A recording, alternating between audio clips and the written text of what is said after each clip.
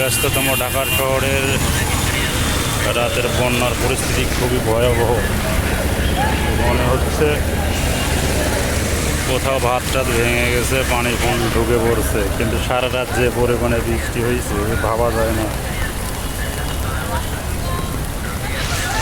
Bashundhara pocket gate Jamuna future পার্কের পাশে রোডের অবস্থা পুরো মার্কেট টার্কেট কাঁচা বাজার সব ডুবে ডুবে গেছে।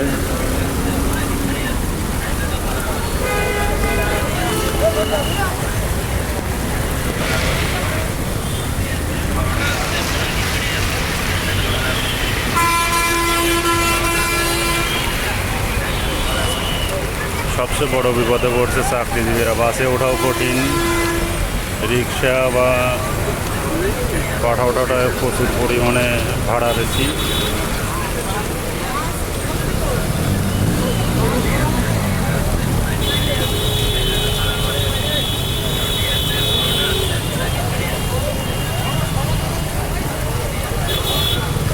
এটাই হচ্ছে আমাদের উন্নয়নশীল ঢাকা, উন্নত ঢাকা নাকি।